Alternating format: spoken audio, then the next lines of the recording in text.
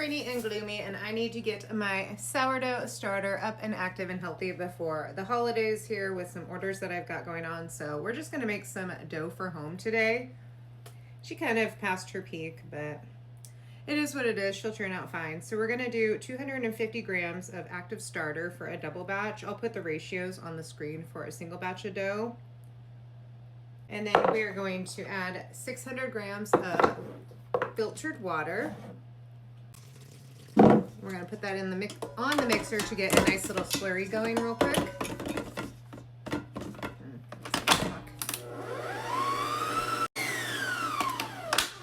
And then we're going to add 1,000 grams of bread flour.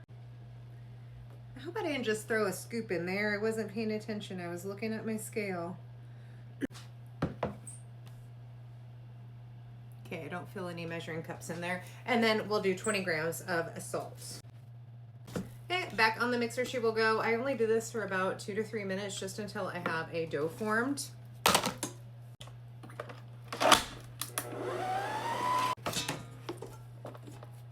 So this is how our dough is looking after just a couple of minutes. The final step before I let this proof for a bit, I will do a couple stretch and folds in an hour or so, but first, I take the temperature of my dough to determine what size of sample I want to take. I use the aliquot method, which is just taking a portion of your dough in a little 2-ounce container and using that to monitor how your bulk fermentation process is going. My dough is 73 degrees, so what do I need? 30, we'll do 32 grams. Smush this down, put the lid on, and then when that dough reaches the top, I know that my bulk ferment is done. We'll cover this up, put the lid on it here for about an hour, and I'll bring you back when we do some stretch and folds. Usually, since I've been doing the stand mixer, I only do about 2. This kind of does that work of building up that gluten strength for me, so I'll bring you back when we do that. It's been more like 2 hours, and this is how we're looking. This is just round 1 of stretch and folds. Usually I only do 2 rounds just because the mixer kind of takes over that task of building up the gluten response and strength in our dough. It's kind of sticky. It's actually warmer than what I thought. Normally I will heat up my water before I put it in just so that my dough moves along a little bit more rapidly. It is pretty darn chilly here today, so I might end up putting this on a warming mat. I'll bring you back in about 30 minutes or so. Woo, our dough has not moved whatsoever in our little container.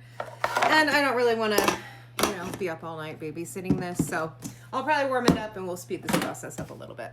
Well, it's been more like 2 hours since I last did stretch and folds, and I did not go downstairs to get my warming mat, but that is how our dough is looking.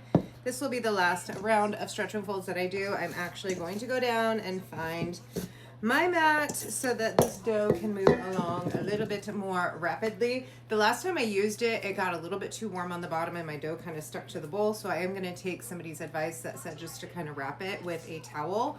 So that's how we're looking so far. I will bring you guys back when I shape this. I don't know. We'll see how long this video gets. If not, I will put a part 2 to this one in the comments.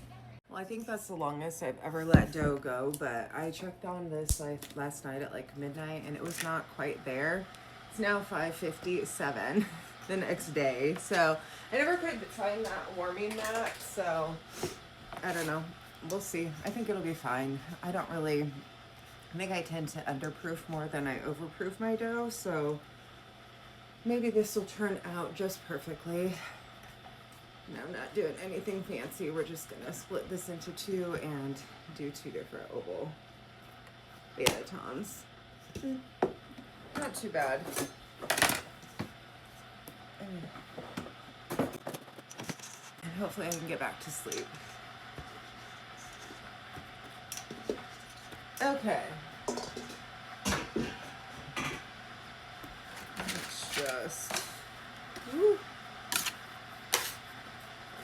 Sorry, I've got my tea kettle going to make some hot tea this morning. I already don't feel that great today, so I don't know. I'm supposed to make like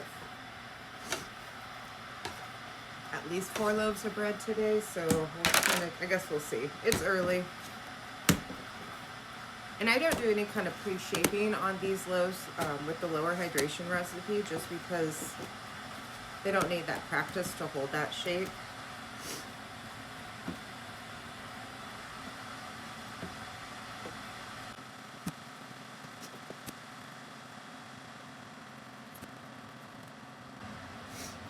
Okay. Here's one. This is going into the fridge for, I don't know, I'm going to probably still bake this later on today. And then the other one I might just let proof overnight. We'll see. Ooh.